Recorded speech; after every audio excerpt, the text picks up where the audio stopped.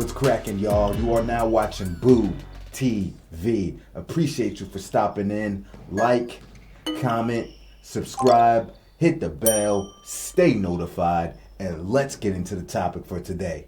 Welcome back. Another reaction video from the YouTuber called Scap Attack.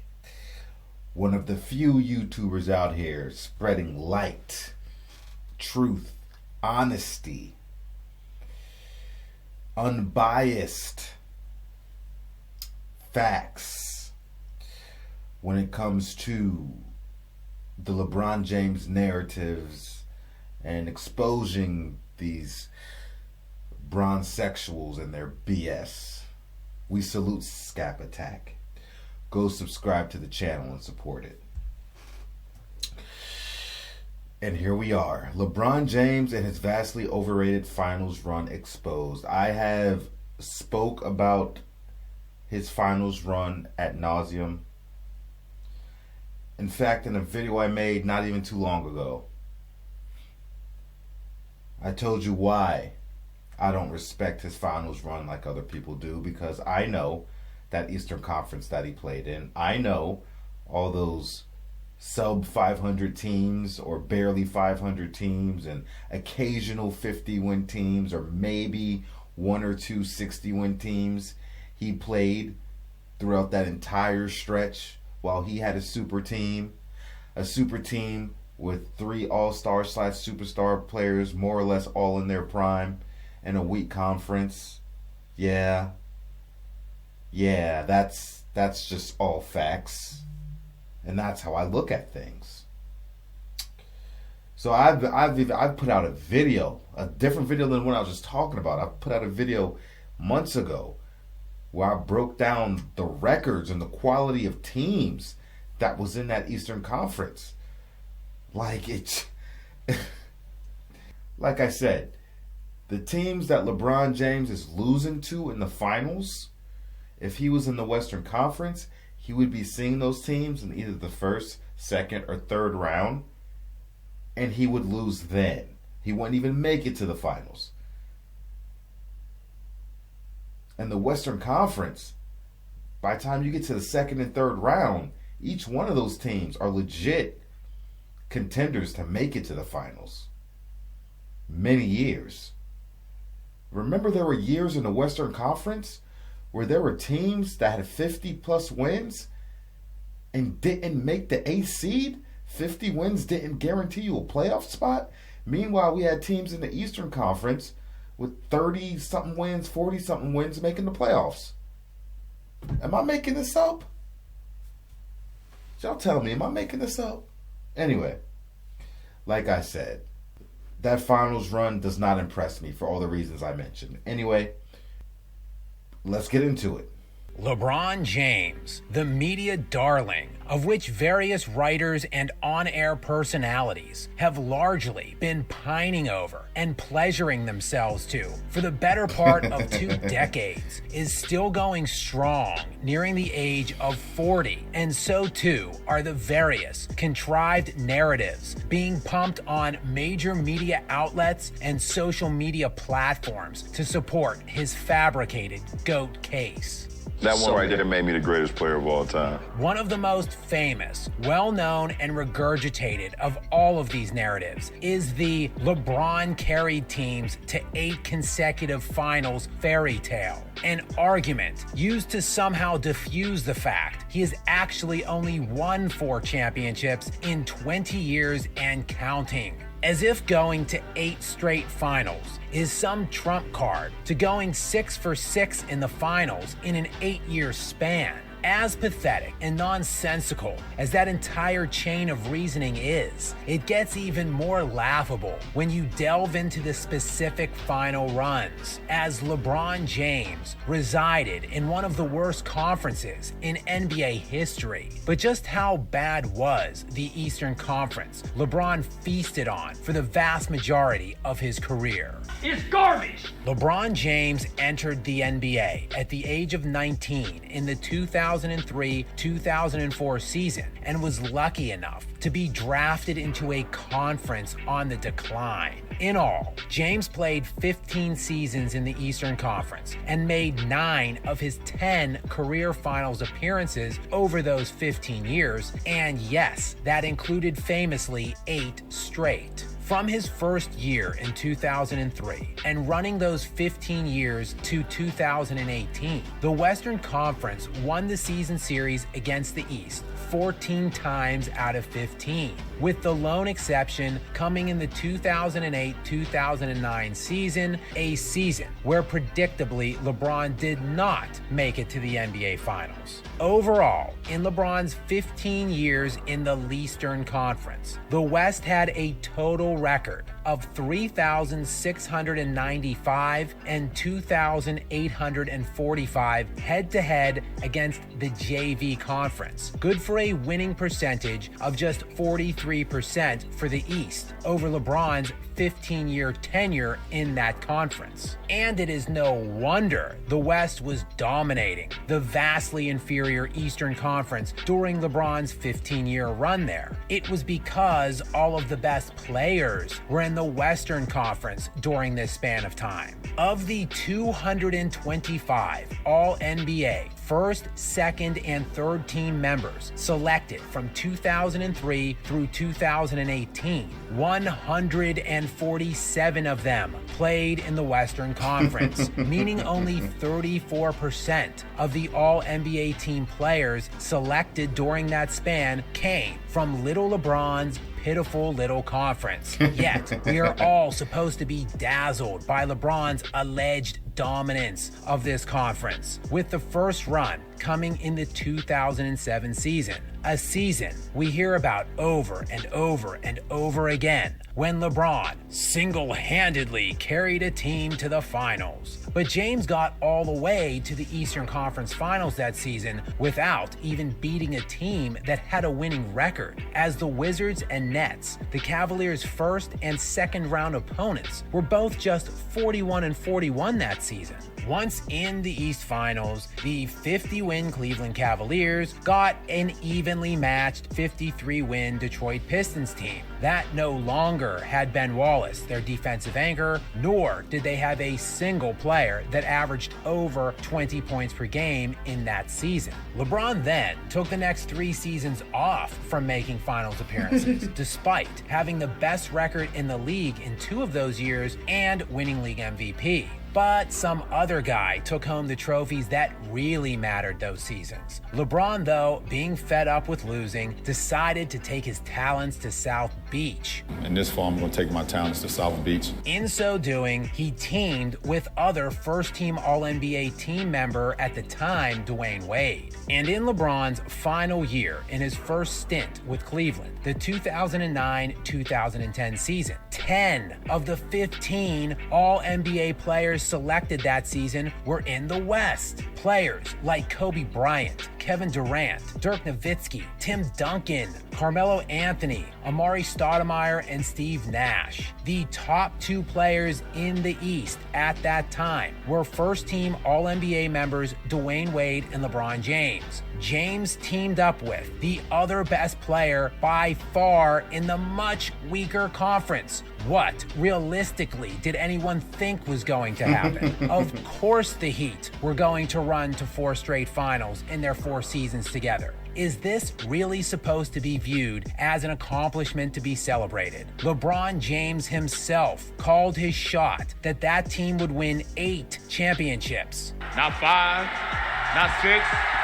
Not 7. Yet they only won 2. How can this be viewed in any other light but a categorical failure? Over the 4 years finals runs for those Miami Heat teams, LeBron faced 4 total 50-win teams in the Eastern Conference playoffs, and that is counting the 42-24 Pacers in 2012. Since it was a strike-shortened season, but the win percentage of 64% would have netted them 50 50 wins in a full 82-game year. So, the best two players in the conference, with a perennial all-star in Chris Bosh and a plethora of other elite role players, faced only 4 50-win teams out of 12 opponents to make it to those 4 finals, with the second best team in the conference during that time being the Paul George and Lance Stevenson-led Indiana Pacers. Alas, when LeBron had to play an actual viable opponent from the Western Conference, he got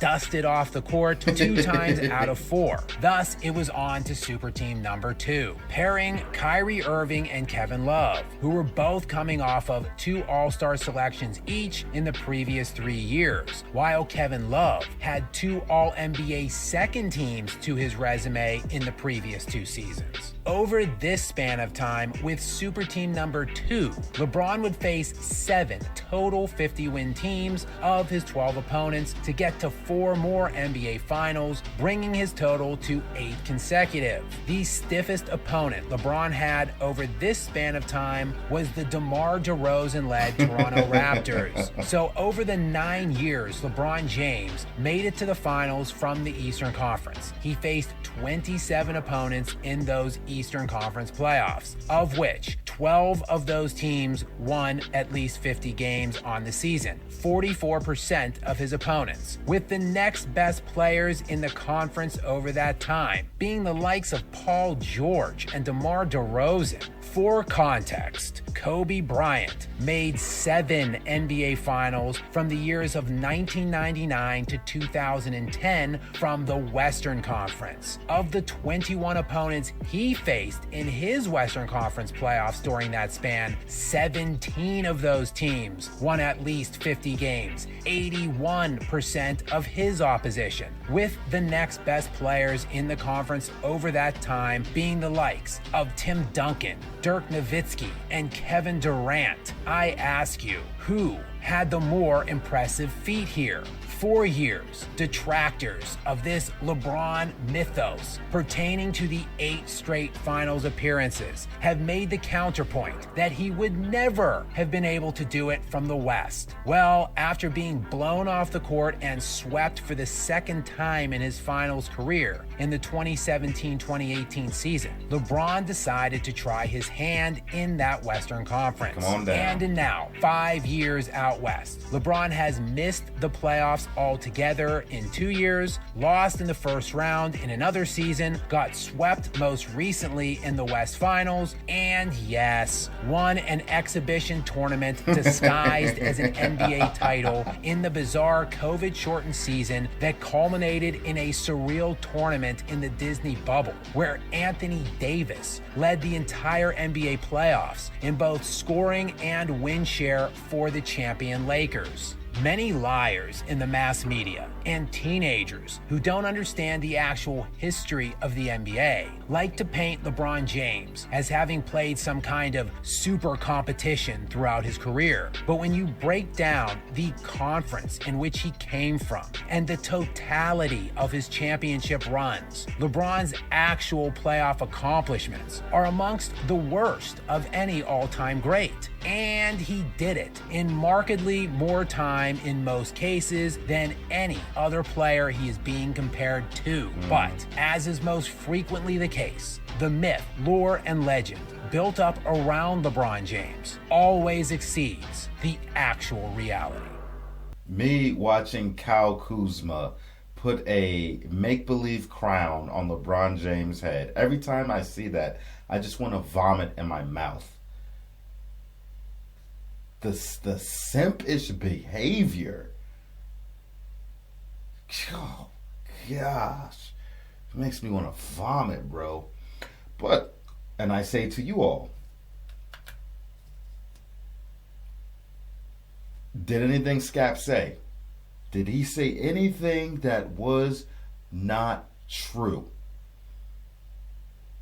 And everything he said, I have been saying for years, and I'm glad he gave the breakdown too. I didn't even think about that. The breakdown of all the All NBA players that are selected each year, how many of those are representatives from the Western Conference and how many are from the East? I never even thought about it from that angle.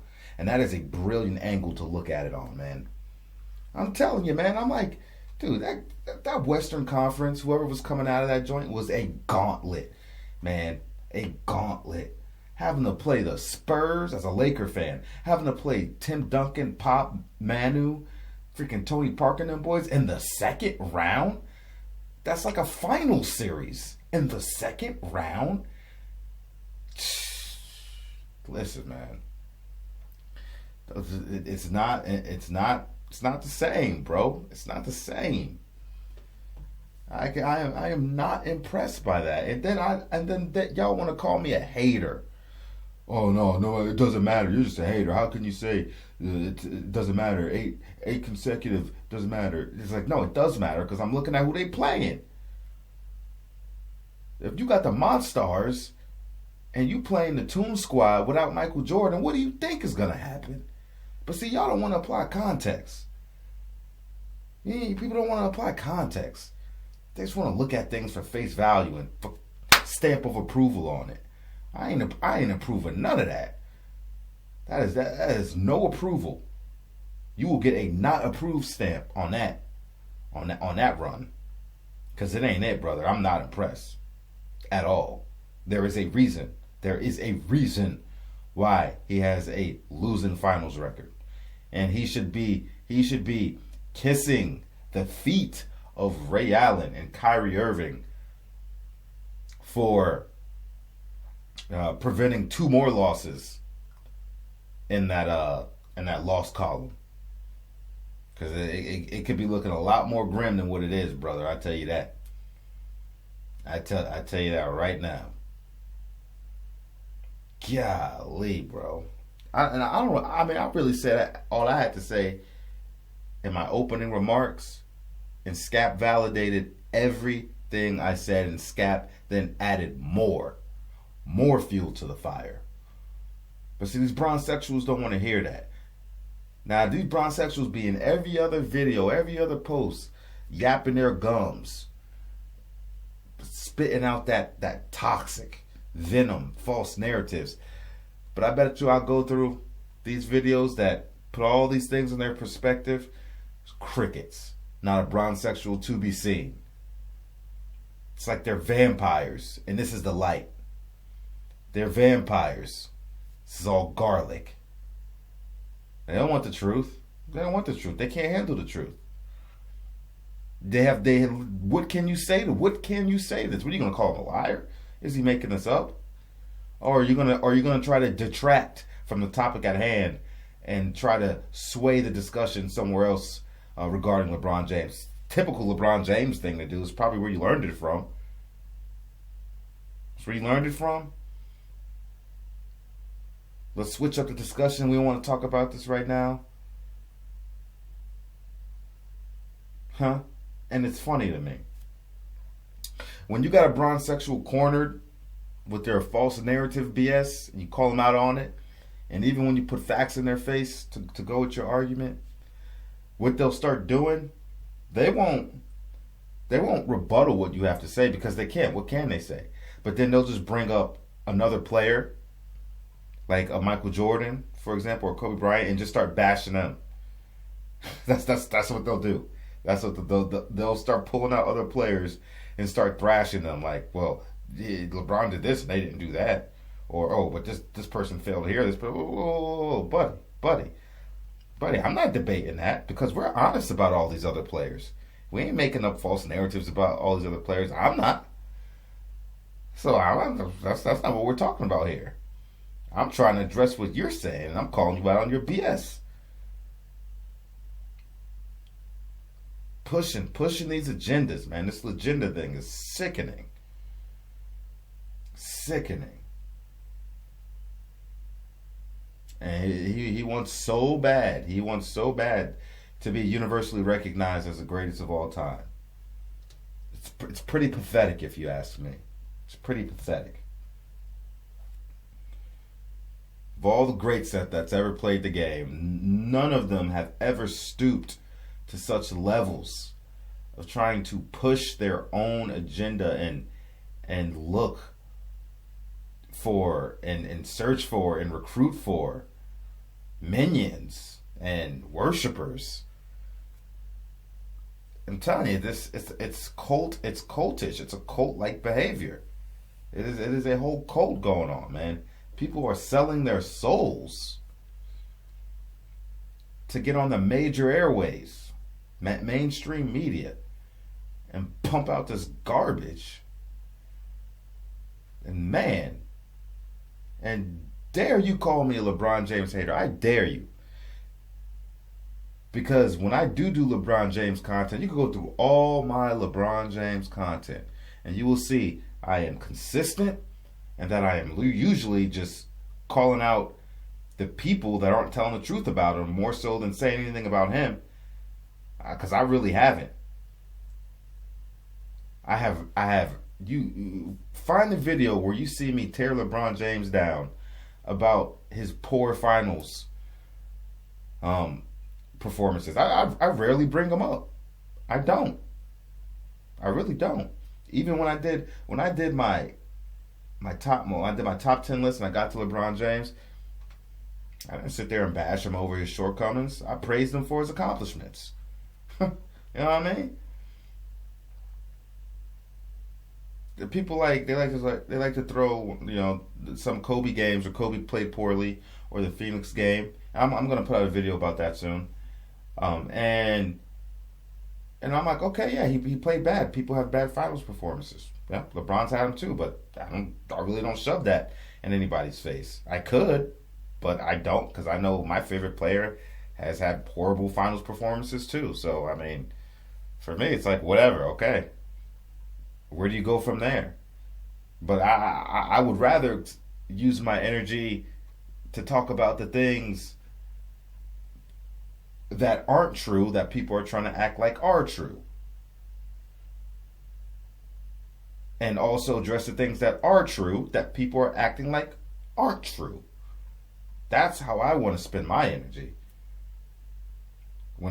Especially when it comes to LeBron James. Because I don't like what they're doing. I don't like the lies, I don't like the BS, I don't like the misrepresentation, and I don't like tearing down other greats to prop this guy up. I've never seen anybody do this for another player but LeBron James. It's unbecoming.